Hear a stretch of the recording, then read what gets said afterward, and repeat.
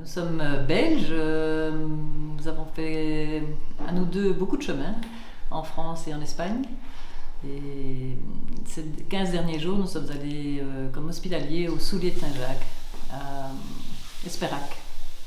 Voilà, nous avons un projet de gîte un peu spécial. Voilà, on voudrait rendre en fait ce que le chemin nous a donné. Et moi j'ai été en burn-out il y a quelques années et le chemin m'a ramené à la vie. Et donc l'idée a germé dans nos petites têtes de créer un gîte d'accueil pour pèlerins et pour personnes en burn-out. Donc on voudrait que ces deux populations aient l'occasion de se rencontrer. Et donc voilà ce que nous cherchons. Et voilà, Saint-Jacques c'est déjà où on va aller, mais on doit être attentif à ces signes. On cherche encore. Ici on est chez l'alchimiste parce que lui il connaît un tas de choses sur le chemin, comme Michel du Soulier, c'est une grande personnalité, ou Madi du Camino ou Acaor. Voilà, on essaye de les rencontrer aussi parce qu'eux connaissent des choses et ils pourraient peut-être nous aider dans ce projet. Il y a quelques endroits sur le chemin du Puy, pas beaucoup, qui manquent d'accueil pour pèlerins. Donc l'idée c'est peut-être d'en créer un plutôt que d'en racheter un.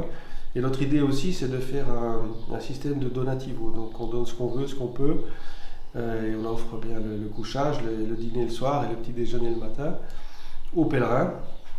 Et donc avoir plutôt cette approche-là et qui n'est pas une approche commerciale. Donc il y a malgré tout une approche un peu non marchande ou sociale de ce projet. Oui, si quelqu'un a l'idée d'un endroit où on peut mêler ces deux populations sans les obliger à se rencontrer, ce serait formidable. Sur le chemin du Puy-en-Velay plutôt, parce qu'on doit avoir un certain passage quand même. L'idée aussi c'est d'avoir soit plusieurs bâtiments, soit un bâtiment que l'on peut séparer éventuellement en deux, pour avoir d'une part les personnes en burn-out et de l'autre côté les pèlerins. Voilà, si quelqu'un a ce bâtiment, soit à acheter, soit à louer, soit à exploiter. Et si possible avec de la verdure autour, ça c'est très important. Oui. Pour les personnes en burn-out, il faut de la terre, il faut des poules, il faut si possible des moutons, en tout cas de la nature autour pour qu'ils puissent aller se promener, c'est très important pour se ressourcer. Ouais. Et alors ce serait des personnes en burn-out qui ne sont pas au début de leur burn-out aussi. Tu peux peut-être expliquer? Oui. Effectivement, au début d'un burn-out, on est incapable de faire quoi que ce soit et on est plutôt dans les mains de la médecine. Après 6-7 mois, on commence à être livré à soi-même, c'est-à-dire qu'on n'est pas encore capable de retourner au travail, mais on n'est plus soigné. Et donc c'est à ce moment-là qu'il faut recréer du lien, se resociabiliser, retrouver des humains, mais pas tout de suite des humains qui vont vous parler boulot, stress, patron, bourse, argent, en fait tout ce qu'on veut. Mais plutôt des gens bienveillants. Et les pèlerins de Compostelle ont cette bienveillance. Globalement, ils ont cette bienveillance. Donc c'est un sas en fait entre la sortie de la maladie, les moments les plus durs, et le retour au travail. Voilà, c'est ce sas-là que l'on vise.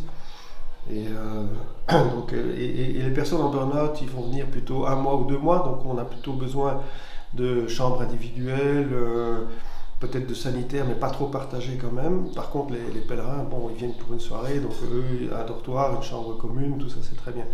D'où l'importance aussi d'avoir ces deux bâtiments, ces deux parties de bâtiments, pour pouvoir les traiter un peu différemment. Donc voilà, toutes les personnes qui auraient un bien soit à disposition, soit qui connaissent quelqu'un qui a un bien à disposition, ça peut être une mairie, ça peut être toute une série de à louer, ce serait encore mieux, évidemment.